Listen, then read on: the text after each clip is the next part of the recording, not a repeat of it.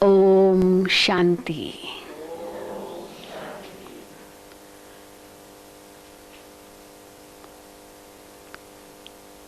I hope all of you are enjoying in your retreat. All of you are enjoying very much. Are you? Yes, you can wave if you are. Very good. And how soon these days passed and tomorrow you will be leaving?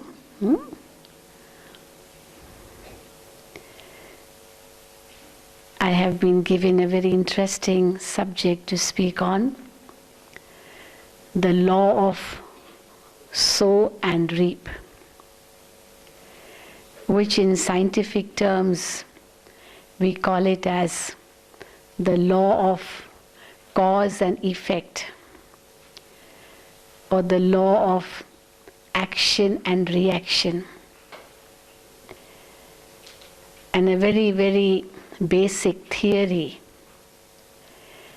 The main principle in science is that every action has an equal and opposite reaction. Every cause has an effect, and that effect becomes a cause for another effect, or the reaction becomes an action for another reaction, and so on and so forth, and this becomes a cycle. Every cause leading to an effect, and every effect becoming a cause for another effect. And in spiritual terms, we can call it in the form of a very beautiful saying, as you sow, so shall you reap. My present is based on my past, and my present will lead to my future. So my past has resulted in this present, and this present will lead to my future. So the law of sow and reap. If you sow a mango seed, you can't expect an orange tree. You will get a mango tree and a mango fruit. So whatever you sow, you reap accordingly. And if we understand this on a very, very deep and unlimited spiritual level, so many of our questions in life can be solved or answered on this basis. That whatever I'm experiencing today is definitely based on my past actions. Nothing comes without any cause. Whatever is the effect now is because of a cause in the past. This world is called the field of action. And in this field of action, whatever seed of action we sow, we reap the fruit accordingly. To understand this in simple terms, it can be said, whatever you do, you get that back.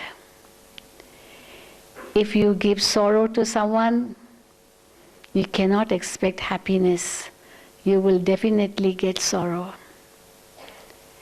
If you give happiness, you will receive happiness. Whatever you give, that you get back. Now this can be very easy to understand in simple words. But then it is said to be the law of karma. And they say that the law of karma, which in simple word, the meaning of karma is action. But then this law of karma is so deep. And it is said that an ordinary layman cannot understand it very easily. Actually, it should not be difficult to understand this law. As you sow, so shall you reap. It's so simple to understand, because if you give sorrow, you get back sorrow. It's so simple to understand. But still, it's not so simple. Why? Because between the seed and the fruit, there is such a big gap. And so many things are involved in that till we get the fruit. It's not that you sow and you get the fruit. Each seed is different. And for each seed to be sown, you need a different type of land. You need different amount of water. You need a different season. There's a different duration. Everything is so different. So between the seed and the tree, there are so many other things also to be taken care of until we get the fruit. For example, you sow a seed, but then before you sow the seed, you have to make sure that the field has been plowed enough. It's a fertile soil. If it's a barren land, stony, rocky land, and you put a seed in it, will it bear fruit? Definitely not. And therefore that land has first to be plowed. Manure has to be put in it. It has to be made a little bit, at least fertile to some extent. Only then that land will become worthy enough to give the fruit. So the land has to be plowed first. So there's the importance of the seed, but there's also importance of the field, the land in which you sow the seed. But then is that enough again? If you sow the seed, okay, the land is fertile, but then you have to keep on watering that seed too. If you don't water the seed and just leave the seed as it is, what will happen? Will that seed sprout? Will it bear a tree? Definitely not. So it has to be watered too, continuously. And okay, even if you water it, but then is that enough again? Because once the shoots come up, the little leaves, the cotyledons, as we learn in botany, these technical botanical words, they come, they need some protection too. Because the little soft leaves, they could be eaten up by insects, by birds, by animals. So there's need of protection. They put a net, or they cover it with a net so that no animals touch it, no birds come over and eat those leaves. So protection is necessary too. But then after that again, we need a lot more care to make sure that it is resulting into a fruit. And then once the fruits start coming, again, depends on what type of seed it is, because all fruits are not coming all year round. Some are seasonal plants, seasonal trees, seasonal fruits. So they give fruit only in season, not all year round. And some seeds do give fruit, but some give fruit immediately, very soon. Flowers, you sow the seed and you get flowers so quickly. But some fruit trees, they don't bear fruit very quickly. They take a lot of time. But then there are also such trees where the fruits come out only once and that's all. You have to sow again. And then there are some seeds that once you sow, and they do take long to get the fruit, to give the fruit, but then once they start giving fruit, they keep on giving whole year, and they become like perennial. We call them annual, perennial, seasonal. These are all different names we give. Like the coconut tree. All year round you can get coconuts, but then it takes so long for the fruit to arrive. And therefore, between the seed and the fruit, so much so many things happening. Okay, once the fruit has come, again the fruit needs that protection as well. Because if we pluck it raw, it's not going to really be worthwhile, because the raw fruit can be very bitter, can be very hard to break. And if you just break it, pluck it, and you can't even eat it, so you have to throw it away. So you need to allow that fruit to ripen on the tree. You know, patience is necessary, and therefore there's a very beautiful saying, patience bears sweet fruit. Time is a very big healer.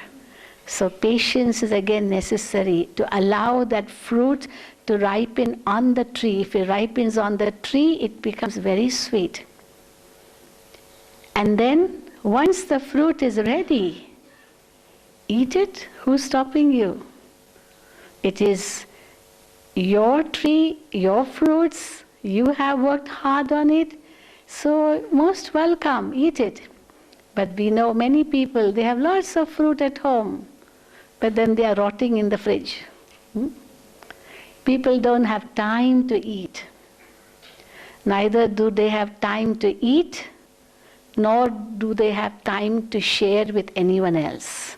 And they just rot in the fridge, and after 8 days, maybe you open the fridge, all the fruits have rotten away. Because you had no time to open the fruit, you were away or something, whatever. So eat the fruit and share with others. And then more beautiful than that, you get the fruit, take the seed and sow again. You know, in Hindi there's a very beautiful saying for mango fruit. And they say, aam ke aam, gutli ke bhi dam. Aam is the fruit and the gutli, the big seed inside. So that's also very precious, because you eat the fruit and then sow the seed again. And when you sow the seed, what happens? You get the fruit tree again. So not only is the fruit tasty, the mango is considered to be, the king of all fruits, but then the seed is also so big and it can sow it again and you'll get another tree. So not only the fruit is valuable, but even the seed is valuable. And therefore we say that actions are also like that. Between the action and the result or the fruit of action, there are such a big gap. And all these things have also to be seen. Somebody may say, I don't give sorrow to anyone. Then why do people give me sorrow? Because this is action and reaction. If I give sorrow, I will reap sorrow. But some people say, I don't give sorrow to anyone. Then why do people give me sorrow? Isn't this the question of many? I look at myself and I say, I don't give sorrow to anyone. I try to give happiness to everyone. I let go things, I'm very peaceful, very loving, very helpful. I have all these qualities. I try to do my best. But then why at every step people are giving me sorrow? Because law of karma says what you give, that you get back. So I don't give sorrow, then why do I get sorrow? Now here I have to understand two things. First thing is that, why do you take sorrow? Nobody can give it to you forcibly. Even a small child, if you want to feed your child, and your child doesn't want to be fed, doesn't want to eat anything, and even if you force it, eat, open the child's mouth and force the food, but the child doesn't want to eat, then can you force him? He'll throw out, and throw out the food. He will not eat.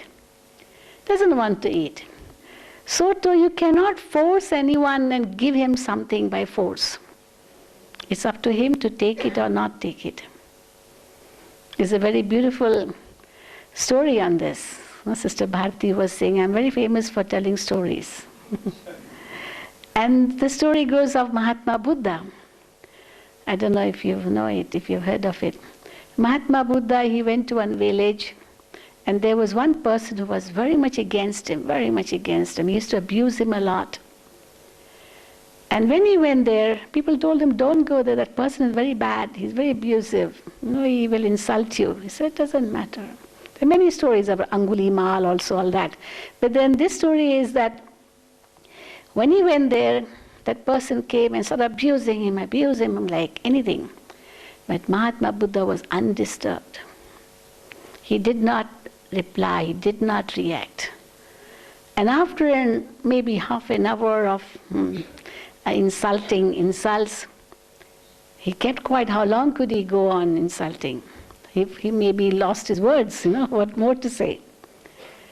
And after that, Mahatma Buddha very peacefully, very silently, in a whisper, very sweetly told him, let me ask you a question. If someone tries to give something to someone, but the other one doesn't take it, then with whom will that thing remain? So simple. And immediately that person felt so ashamed, that he just fell at his feet and said, please forgive me, I didn't know that you were so great. I didn't know. Now I've realized you are very great. Please forgive me. So you can understand that this is the meaning of greatness. So if somebody is trying to give you sorrow by insulting you, abusing you, whatever, you're not forced to take that sorrow. Because sorrow is also in the mind. It's all in the mind, they say. As you think, so do you become.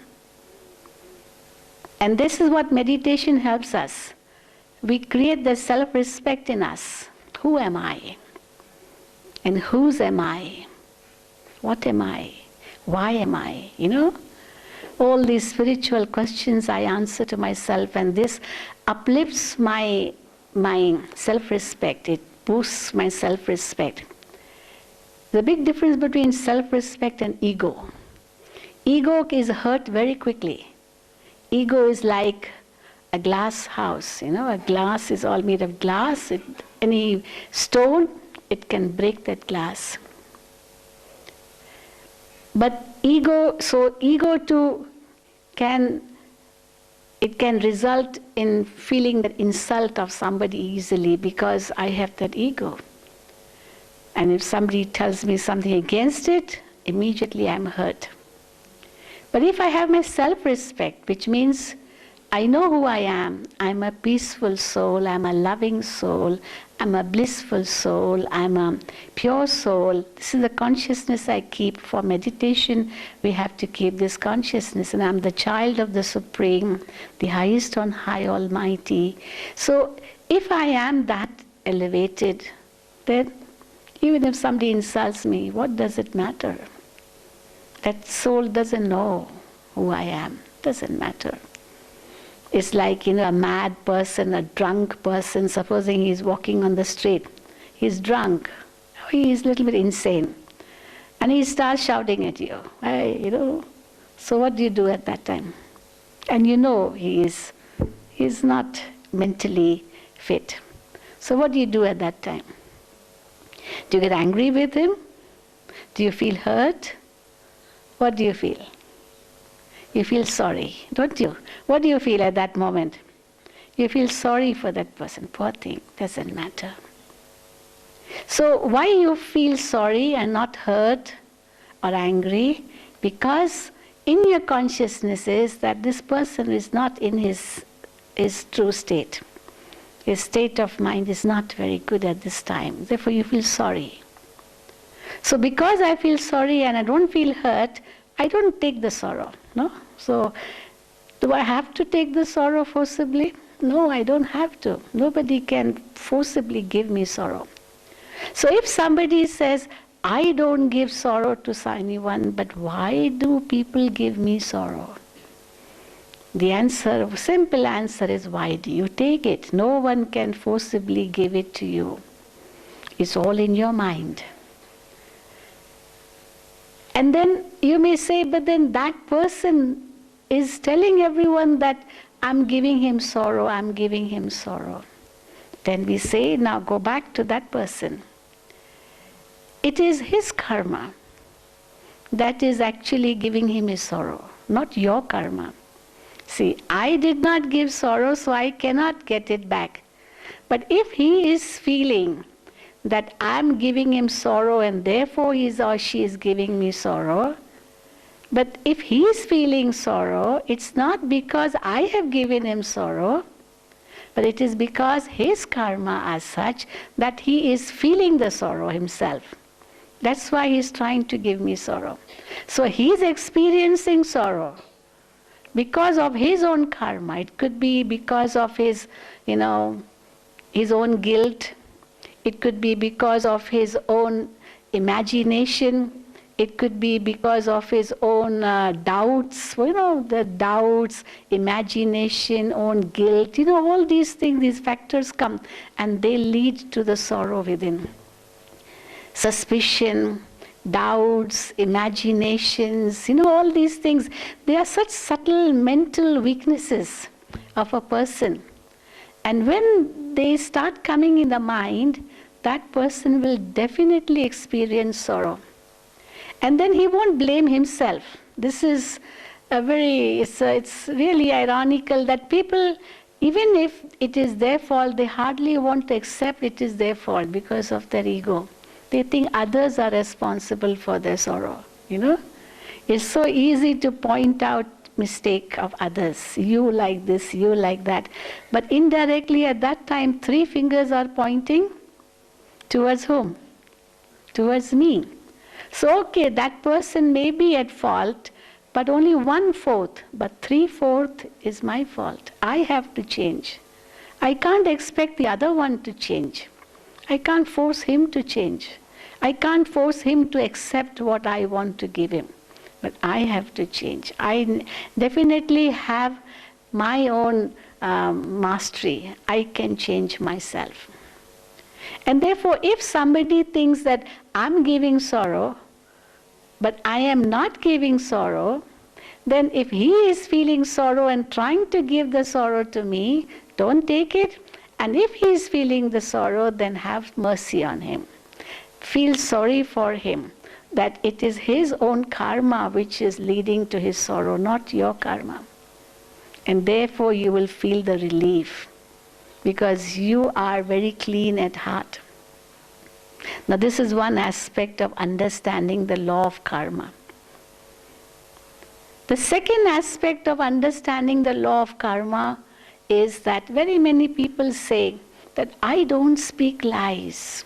I never speak lies. I'm very truthful. But if someone speaks lies, I don't like it. Why does he speak lies in front of me? Doesn't he know who I am? Now what is working here? My ego is working here. Doesn't he know who I am? He's speaking lies in front of me. Well, if he's speaking lies in front of you and you are someone, maybe a big person, whatever, it's my ego working. So if he's speaking lies and I'm getting angry with that person, and I may say, but I got angry with him because he spoke lies. Well, he spoke lies, his karma. But why do you get angry? If he spoke lies, his karma, no? But why do you get angry with him? Even you are creating karma by getting angry with that person. Could be that you are responsible for making him speak lies. Not just take it this way. Supposing at home your child is a very small baby, small child, and he or she, the child breaks a glass. Okay, he breaks it. And the mother goes, did you break this glass? Did you break this vase? And the hand is above the head, just ready to beat. Did you break it? Now what will the child do? Will the child say, yes, mommy, I broke, yes, daddy, I broke? Immediately the child will say no, because it wants to be saved. It doesn't want that beating. So who was responsible for making the child speak lies? If the mother would have said it with love, child, tell me, did you break? You're a very sweet child. I know you speak the truth. Just let me know. I won't do anything. The child will definitely speak the truth. So who was responsible for making the child tell lies? The mother. And very often it is seen, between mommy and daddy, mother she's very harsh with her children, with her son or child, very strict. But father is very loving, very loving. Usually it's the opposite. Mother is loving, father is harsh. Sometimes mother is harsh, father is loving. So the child now feeling guilty, definitely that child spoke lies. So the child will go to the father and tell in the ear, Daddy, I broke, but don't tell mommy. Don't tell mommy, because mommy will beat me. Now see who's responsible? So if I say, why did he tell lies? But I am responsible for making him tell lies. I forget that. Children need love. Children don't need beating. They don't need harsh words. They need love. Every soul needs love. Even elderly people need love, because every soul is an embodiment of love. So when we practice meditation, we create that consciousness. I am an embodiment of love. So definitely with love, we are able to deal with others. Once somebody asked Dadi Prakashmani, who was the chief of this organization, she left her body in 2007. So somebody asked her, shouldn't we keep a balance between love and law? Sometimes law and sometimes love. You know what Dadi said? Love is the law. Love is the law, not balance between love and law. Love is the law. Because what you can achieve through love, you can't achieve through law. Well, I don't know how you will accept this. Because every soul is an embodiment of love. So, a child is an embodiment of love. It needs love. In the earlier days, it used to be said, spare the rod and spoil the child. That used to be the saying. But these days, just one, spare the rod. The other part of the sentence is not spoken anymore, because if you use the stick, you will be penalized. You can't use the stick in school, can you? Can you beat your children? They can go and complain against you. Even nowadays, children complain against their parents, that their parents are beating them. Nowadays, everything, and in India, this law is coming up. It must be, I don't know what in the Middle East, how it is, but then it's very true. But then on a spiritual aspect, supposing someone says that he's speaking lies, we say, spiritually, we are all speaking lies. Why people get upset when somebody is speaking lies? Because it's a sin. Why should you not speak lies? Because it's a sin. Now, spiritually, we are all speaking lies. So we are committing so many sins. You know how we are speaking lies spiritually? Who am I? Who are you? Who are you? A soul. So if you are a soul, but you forget that you are a soul, and you become body conscious, and you say, I am this, I am that, in a body conscious state, isn't it a lie? I am Mr. So-and-so, I am this, I am that. Whole day from morning till night, I, with that egoistic state. As many times I'm saying I with ego, I am committing a sin. It's a sinful action. And what will be the fruit of that action? It's sowing a seed of a sinful action by saying I with ego. And the fruit of that will be sorrow, definitely. Because my ego will be hurt instantly. And when that ego is hurt, I feel the sorrow. It's the fruit of my own karma. And therefore, through meditation, we learn how to create the self-respect, and therefore we don't take the sorrow. So how many times we are speaking lies, and why do we get upset when others speak lies? Spiritually, even I'm speaking lies every moment.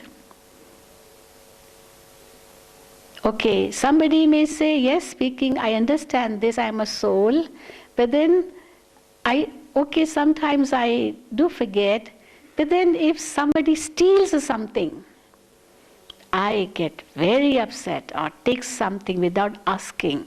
It is stealing, because stealing means taking something without asking permission from the owner. That is stealing.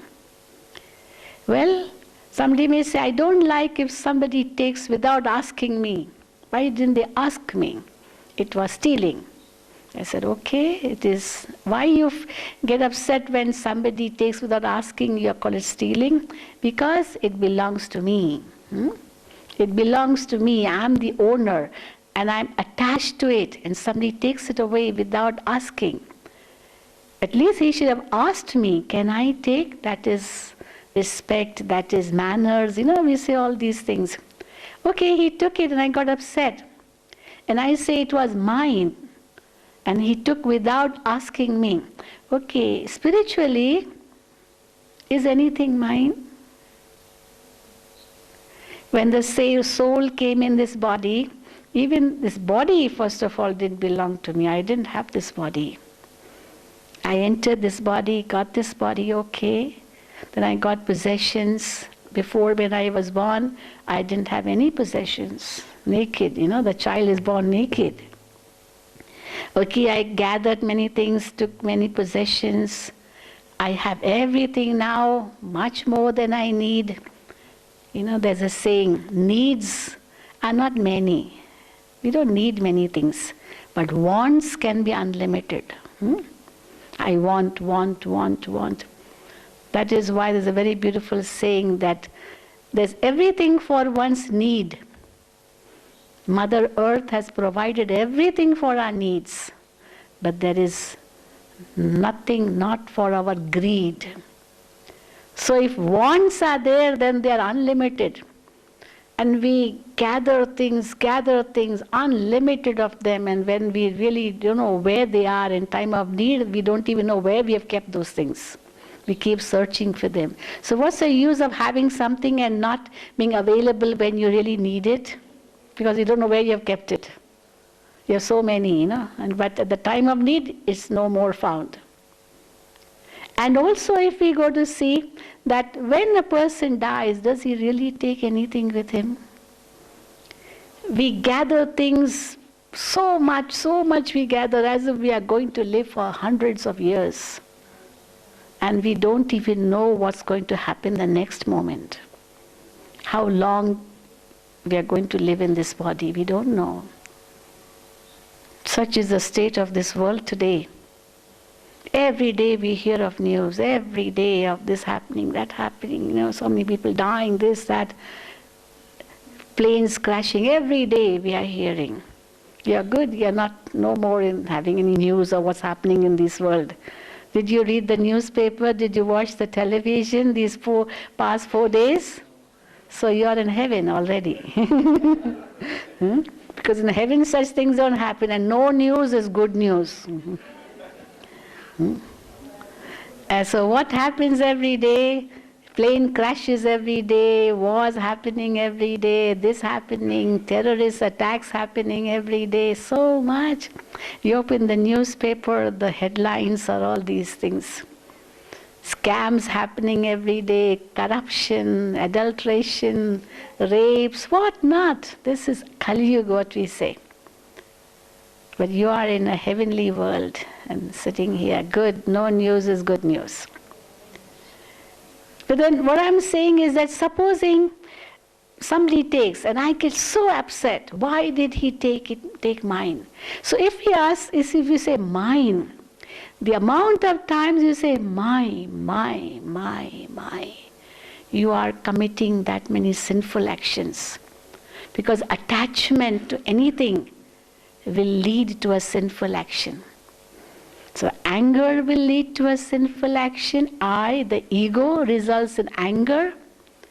Then ego results in attachment. So just as many times you say I, in the body conscious stage you are committing sinful action. Similarly, as many times I say my, I am committing sinful actions. So I should ask myself from morning till night, how many sinful actions I commit. The amount of times I say I and my in a body conscious state. Possessiveness and ego will lead to sinful action, and that will definitely give me sorrow. Because if I'm attached to anything, and the moment I lose it, the sorrow is experienced instantly. It's very interesting. Sometimes we give this example. You go on the street and somebody says, oh, my pocket has been picked. My pocket is picked. Somebody picked my pocket. My mobile is lost, this, that. And I start searching mine. I hope mine is intact, no? Mine is not lost. Okay, his is lost, doesn't matter, because it doesn't belong to me. So if something belongs to me and it is lost, how upset I get. But if it belongs to somebody else and it gets lost, I'm not that upset. No, am I? Am I that upset if it's of somebody else's which is lost? Because it wasn't mine. So, I and mine, these are two doorways to hell, we say. It can lead to so much of sorrow. The third thing, very important, it is said committing suicide, murder, all these are big sinful actions because they are such big crimes. Even committing suicide is definitely a crime. I'm killing my own self. Just imagine God's beautiful life which God has given to me. It's like, insulting God if I am finishing this life. And if I kill someone, I have no right. Even a mother has no right to kill her own child. A mother may say, well, I have given birth to my child, and if I kill it, so what? I have given birth. But no, you can't. You will be called a killer. You won't be called a mother or a father, whatever. So even a mother doesn't have rights. So I have no right to kill. And therefore, Buddha said, Mahavir said, live and let live. Live and let live. But a higher aspect than live and let live is even greater. The higher aspect than that is live for others. If you live for yourself, what great is it? I'm living only for myself. Just living to satisfy my senses. Just my physical pleasures I'm having, and that's why I'm happy. But if I'm living only for myself, I'm not doing something great. Live for others. A little below that will be live and let live. You live and let others live. But the worst would be, I don't want to live and I don't want that one also to live. You know what some people do? They take a gun, shoo, shoo, shoo, shoo, shoo, and then kill the self. Kill many and then kill the self. What is a human bomb? A human bomb kills many, but even that one doesn't survive, human bomb, because he has made his own body into a bomb. So kill and kill yourself, kill others and kill yourself. Well, if you wanted to kill yourself, well, you could have killed yourself. Why did you want others to be killed? You don't want to live, but why you want to kill others and kill yourself? This is happening in today's world. You can understand how much sin one is committing through that. Well, this is definitely a very big sinful action. But then, spiritually, if you go to say, you may say, I don't think of killing myself or killing anyone. I have never given sorrow to anyone, never even, touched someone's throat like that or tried to threaten. No, never, never. I'm a very peace-loving person. Okay, you may be. But then spiritually, we say, you are killing your own soul sometimes, Have you ever thought of that? How you are killing your own soul? Well, a soul never dies. But how do we kill our own soul? On the first day you must have heard, what is a soul? A soul is mind, intellect and sanskars, or resolves. Now in the mind, the thoughts come. Then the intellect guides the mind. The intellect is like a filter, which is guiding the mind what to think and what not to think, If you are thinking what is not right, immediately you feel guilty and you say, I shouldn't think that, it's not right to think that, because the intellect is guiding you. So sometimes what happens, we go against the intellect. That inner conscience which is guiding me, we kill that conscience. And then we do feel guilty conscious too, because we are trying to kill our own conscience, but afterwards we just give up and we just do things against our conscience. And the result is we are killing our own soul. We are not killing anybody else. But killing our own soul by accepting that guilty conscious feeling, leading to fear. Whenever you do anything wrong, immediately your own soul will tell you this is wrong. This is wrong. You should not do it. Because the soul is original nature is very pure. Very pure. It's like I have white clothes on. They're so clean. But if there's one speck of dirt or anything, dirty thing, it's so bad. Oh, why this? Somebody may say, sister, it doesn't matter. The whole thing is white. The little is enough. It doesn't matter if it's there. This dirt or this speck of ink or whatever, any stain. But why the little stain also? The whole thing is so white. Why the little stain? Why should that appear? Because if it is there, okay, I may say never mind, but 10 people will point out that stain. Sister, there's a stain on your sari. There's a stain. They won't see that white thing. 99% white and just 1% stain. They will see that 1% stain only. Because it's very true. This is a mental attitude of everyone. That the negative is seen very quickly. Positive is hardly seen. I remember in our school we used to study psychology. So the psychology teacher was teaching psychology. She brought a big piece of paper in front of us and put a little black spot of stain of ink spot in the middle. Now that ink spot was hardly 1% on that whole paper. So it was just 1% and 99% was white paper. And she asked a vague question, what is this? You can imagine 99% said it's a stain of ink. And only 1% said it's a white paper. And the stain of ink was only on 1% of paper. The rest was all white paper. So the eyes of 99% went on that 1% stain. And only 1% eyes went on the white paper. So this is like a natural habit of people that they will see my defects very quickly. They hardly see my good points. And those defects are spoken more.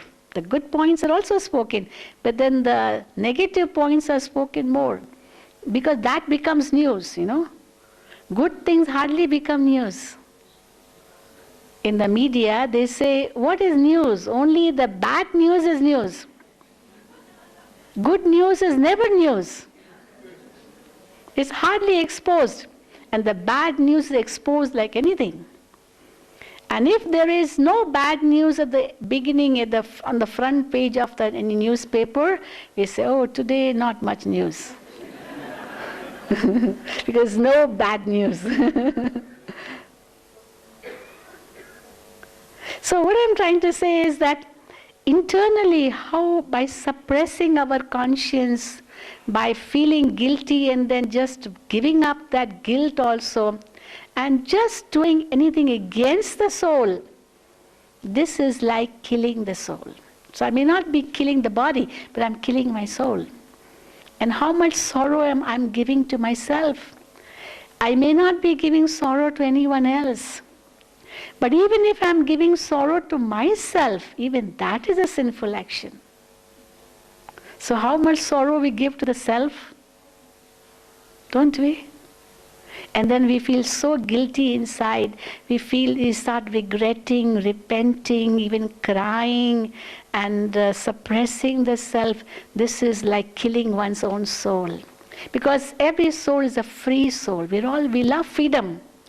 We all love freedom? We don't like bondage.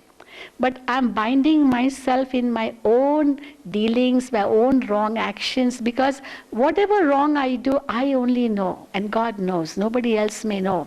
I may hide my wrong actions.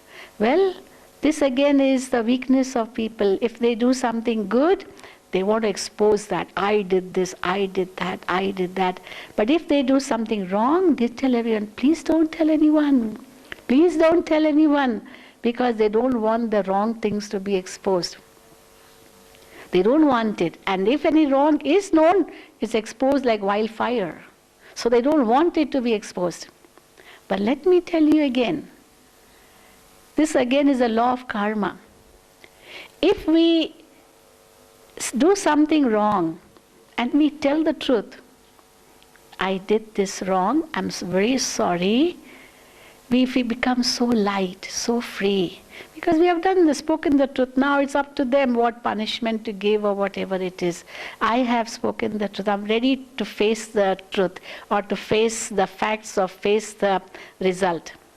But if I try hiding it, try to hide it, this will keep on increasing, because I've hidden it and nobody knows. And I'll be committing it more and more and more and more. And the result will be one day when it is exposed, it is too late, because I've already become a part of that. It has become my habit.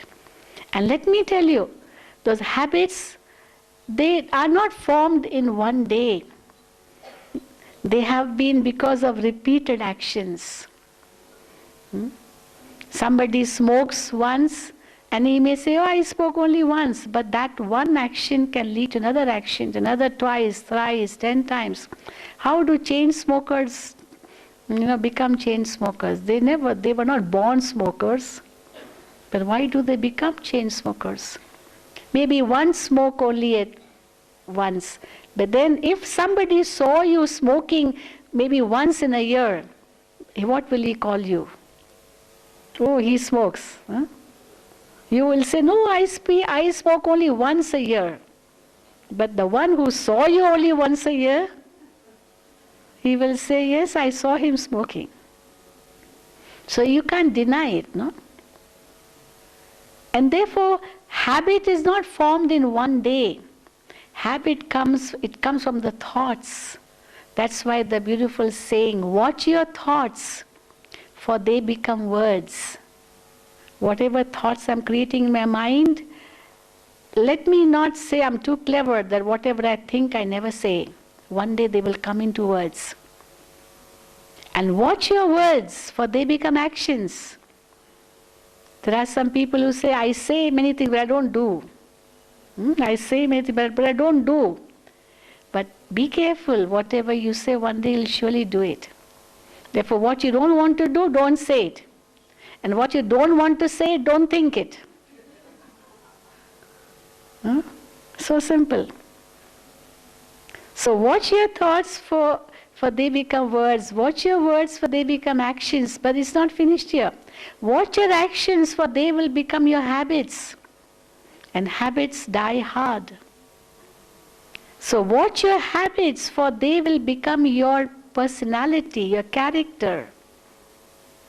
And watch your character, for that will form your destiny. It will definitely lead to your destiny. So it starts with the thoughts. And therefore we say it's not just the actions which are the seed, but before the actions, the thoughts are the seed.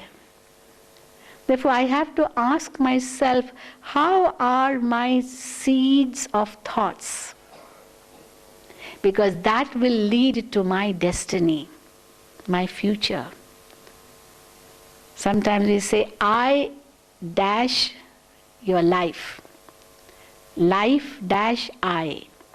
I will lead to your life, or thoughts will lead to your life, and life will lead to your thoughts. So how do I want my life to be? It depends on what thoughts I create in the mind. So in this way, how many sinful actions I'm committing? So if I do something wrong, say it and be relieved. And do make a promise to not repeat that action. Instead of trying to suppress it or trying to feel guilty within and trying not to expose it, not to say it out. Because at least if you say out, it's finished once and for all. Never mind little punishment you will get, doesn't matter. But it's in the later or longer time, it won't lead to a bigger punishment. And if you do something good, no need to repeat, no need to say it, no need. Why no need? We have a very beautiful saying, in Hindi we say, Neki kar darya mein dal. Do something good and throw it in the sea. Don't describe it. Neki kar, darya is a Persian word, but it's also in Hindi we say darya. Throw it into the sea, throw it into the ocean. Don't repeat, don't think, I did this good, don't think. But this used to be said in the earlier days, when a lot of goodness used to be done. So people used to say, throw it in the sea, because lots of goodness, therefore sea was the place where they could throw, because it's very large. Then later on, this saying became different. The saying used to be, do something good and throw it into the river. No more sea. Then afterwards it changed further. Do good and throw in the well. Neki kar kuएं में डाल. Throw it in the well. Then this saying changed again, because sayings change according to the time. And the saying changed and it became, do something good and throw it in a pit. Khadda, throw it in a pit. And you know what they say nowadays? Do something good and put in the pocket. Put in the pocket means whatever commission you get, okay, you get it in your pocket. You become his master. It's for your gain. So self-interest. You do good only for self-interest. This is the things happening today. But if you are doing something good, it is for the good of others. And the return will come automatically. A charitable act is a great act. And how the return will come automatically? Because the happiness you draw out of it really is the return. The blessings you receive from others, that's a beautiful return. What other return you want? Somebody may say, I did so much for this person and this person did not even say thank you to me. But why do you want the thank you? You do the good and forget about it. Your return you will surely get. It's very interesting. We do such good things for somebody, maybe. But okay, we receive some thanks sometimes. But then once if you don't do something good for that person, then you see, he will never forget it. All the good things you did for that person, he'll forget.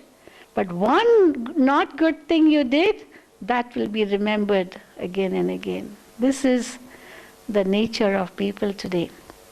But then, I should not stop doing good because he does not think that he is seeing the bad thing of me, in spite of me having done so much good for him. Doesn't matter. So what is a charitable action? What is a sinful action? I have to understand. So a sinful action means any action committed under the influence of body consciousness is a sinful action, because that body consciousness will lead to all the vices.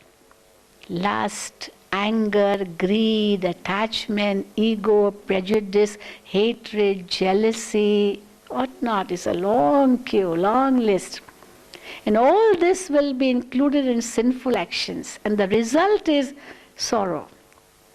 Sometimes the sorrow may not be immediate, but the ultimate result will be sorrow, because all actions are also not alike. Supposing I have only an impure thought about somebody, because of my ego, I have a bad thought about somebody. Well, and then I say, no, I should not think like that. So I'm nipping it in the bud immediately. So that wrong thought which came, it gave a little bit of sorrow, but then it's cleansed again because it was only temporary.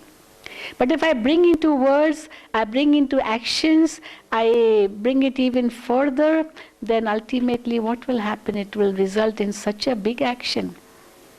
So the result will definitely be very strong, very adverse. It's just like picking, raising my finger is also an action. It's an action. But then when I'm raising my finger and I'm just drawing a line against the wind, whatever, or the air, air is here. It will not be visible because that line which I have drawn in the air will not be visible as the air is not visible. But then if I take the same finger and put a line on water, the line will be visible for 1 second at least, and then of course it will finish. It will stay for a second. Now I take the same finger and I just make a line on sand. I go on near the sea and make a line on sand. We draw lines with our fingers on sand. Now that line will remain for at least a few minutes. But if I take a sharp pointed needle or a sharp pointer or anything sharp and I draw a hard line on stone, what will happen? Action is the same, just drawing a line. But what will be the difference? Writing on stone, this will become a permanent thing. So some thoughts, okay, words, actions, but then my feelings are very good. Maybe I spoke harshly because of my sanskar, okay, but then I regret later on, so it can be deleted, erased very easily. But then if it is so strong that my body consciousness led me to anger, and that anger led me to killing someone, what will be the result? What will be the result? If I kill someone and I have no right to kill, I will get life imprisonment or I will be hanged. This is the punishment because it's life for life. If I have taken someone's life, I will have to give my life too. This is the punishment. Therefore, I have to check my karma that any action committed under the influence of vice, any vice, will lead to a sinful action, and the result will be accordingly, depending how intense it is. Supposing I'm having bad thoughts about someone and I just speak out angrily. But if I regret later on and I do say sorry, definitely I will not be punished later on. But if I don't, my ego increases, then one day when I fall from that ego, I'll ruin myself. There's a very beautiful saying on this. In Hindi, we have very good sayings. A palm tree, we have many palm trees in Mount Abu, and there are dates on this palm tree. In the Middle East, so many palm trees with very juicy dates. So for a palm tree, there's a very beautiful saying, 2 sayings, both are opposite each other. One saying is, Bada hua to kya hua jaise lambi khajur. A palm tree, how tall it is. So what if you are very tall, very high, but what use is a palm tree? If it's very difficult for anybody to climb up and get those dates. Not all can climb up the tree. So a palm tree, even if it has beautiful fruits, but what use is it? Because nobody is going to climb up, and also it cannot give shade to any traveler. So what's the use of that palm tree if it cannot give shade to anyone or cannot give its fruit to anyone? So if an egoistic person, he may have so many good qualities, but if he is not able to share that with others, not able to help others, not able to give that to others, what use is that? It's like having all the fruit and you are not eating it. You have the fruit, but you're not eating it. And if you're not eating it, not sharing with anyone, that will finish.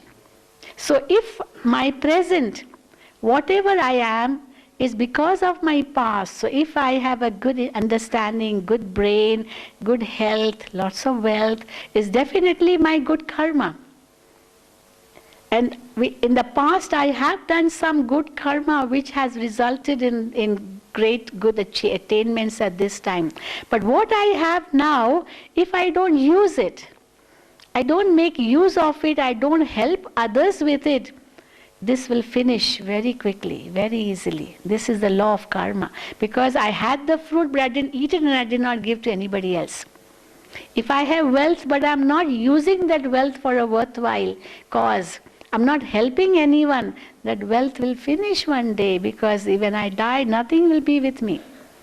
My children will fight over my wealth, and maybe sometimes, the wealth doesn't go to the children also, because the will is not written properly, it goes to the government, finished. Yeah. And that person worked so hard to earn that wealth, but the earning was not in a good way, and the result was even his children will not be able to take the happiness of that wealth after he dies. This is the law of karma. And therefore, sinful action and charitable action, how much different they are.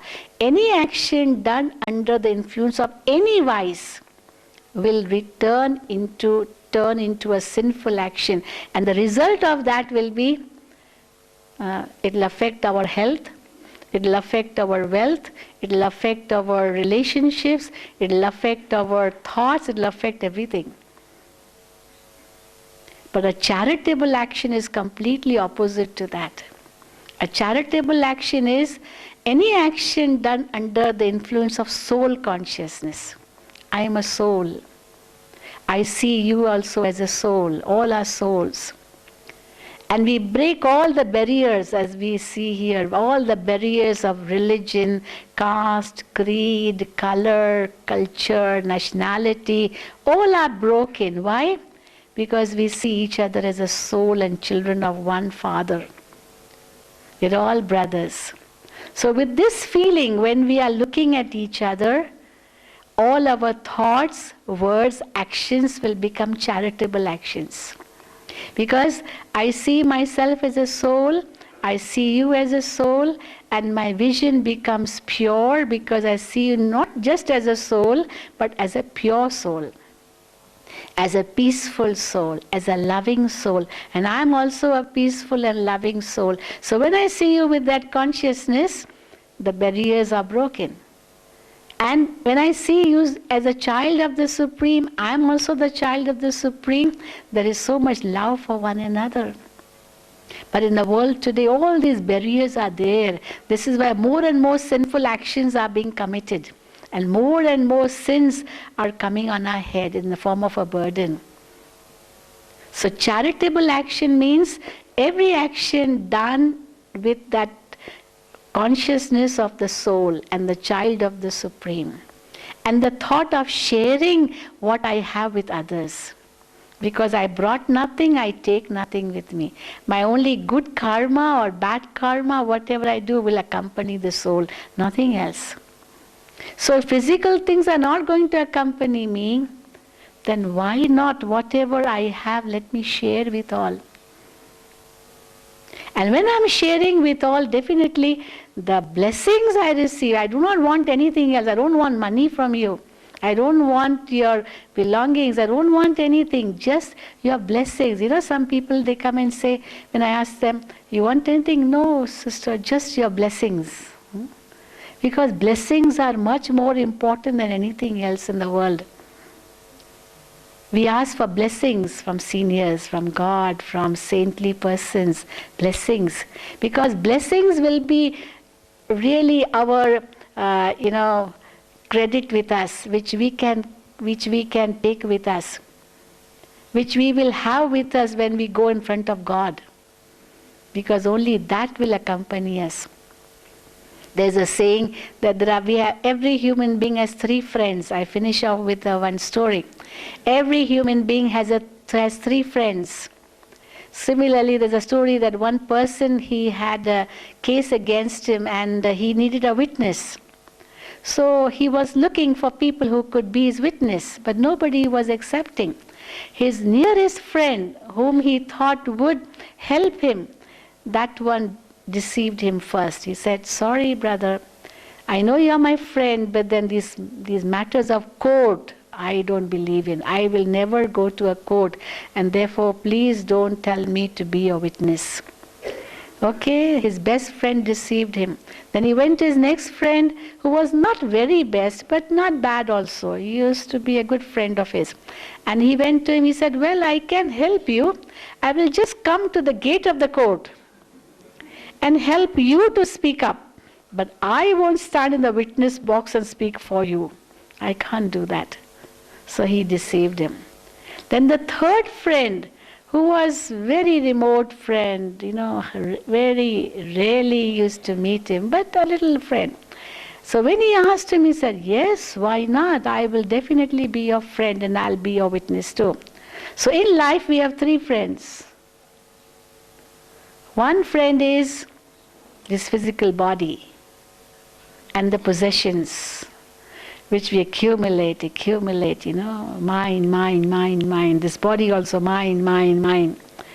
They will deceive us first. They won't bear witness in front of God. And whole life we have been doing only for the body, hardly for the soul. And all for the worldly things only. And the second friend, our relatives, who may be very close to us, but they will also deceive us. How? They will take the dead body to the cremation ground or to the cemetery, wherever, bury the body or cremate the body and bid goodbye. That's all. What else can they do? So they come to the door of the court, but not as a witness in front of God. But who is a third friend? Whom we hardly think of, but that one will be the true witness. What is that? You are the soul yourself. So who will be your witness? Your karma. Your karma. Whatever actions you did in life, they will be your witness. So God is not going to check how many houses you had, how many cars you had, how much bank balance you had, how many children you had. God's not going to see all that. But what will be in your witness? What good or bad karma you did. So what should we check on? What good or bad actions we do.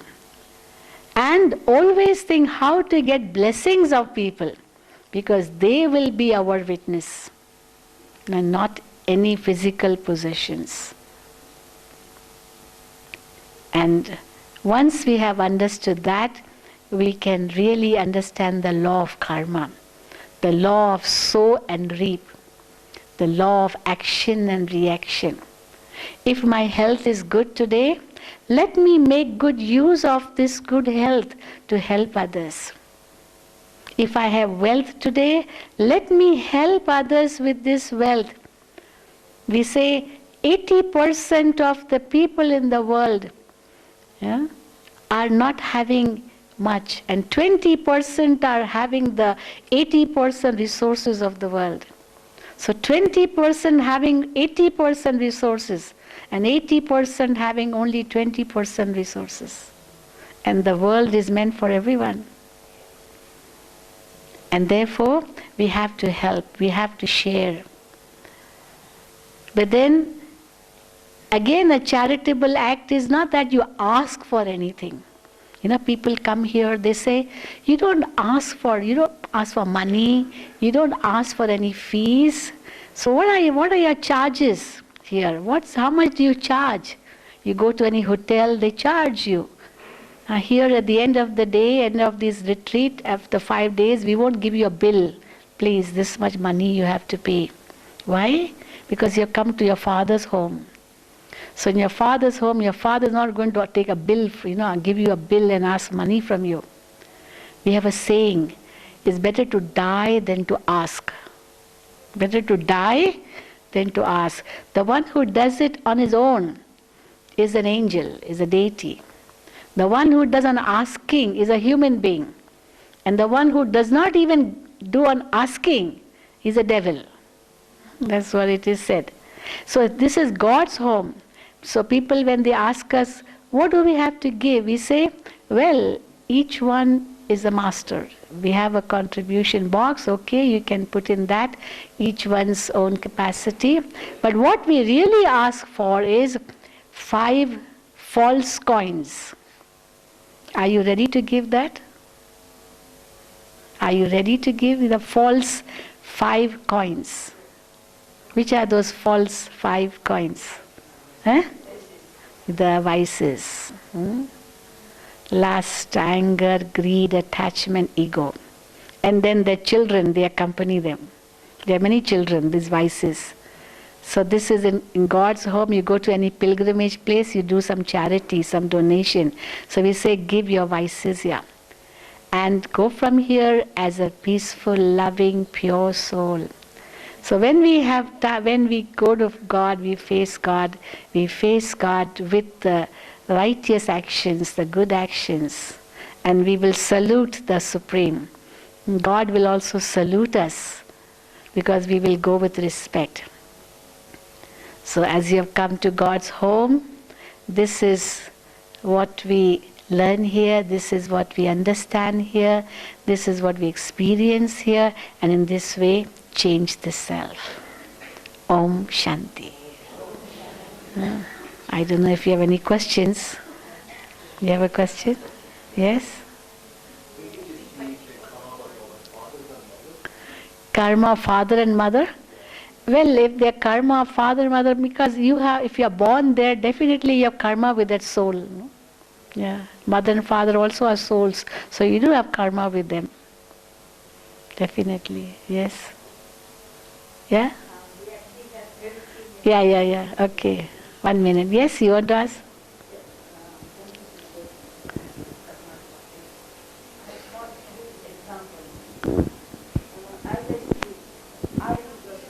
Because I don't think anybody can listen to you. It's okay, you can give this. It's working. It's working. Yeah. I have 3 examples to ask you. I is always associated, as an ego. Okay. My 3 examples are: if I say with, pride that I want to help a poor person, I agree that is wrong. Okay, I'm associating with pride. No. Let me tell you 1 minute. You have one is the I which you say with ego, but the other I is also the I you say with soul conscious. Even that is I, and therefore we say renounce the I of ego and accept the I of soul consciousness. If you like to say I, say I. Not that you don't have to say I, but then say it in a soul conscious state. Yeah, exactly. If you want to say my, say my, but then say my as Shiv Baba, the Supreme Father is mine, the virtues are mine, they are mine. Because they will accompany the soul. So whatever will accompany me, that is mine. Okay, because we use often in the day-to-day life. Yeah. If I say, I have broken this chair and I'm sorry about it, ego is not associated with it. Definitely it's a humbleness. Not. Definitely not. Yeah. So I want so you to understand the difference. That's what I said. I with ego, I with body consciousness is definitely leading to ego, and I with soul consciousness is leading to a charitable action. So we have to understand these 2 I's. I with ego will result in insult, feeling of insult and sorrow. But I in soul consciousness will lead to peaceful state of mind. So that is there. Okay? Om Shanti.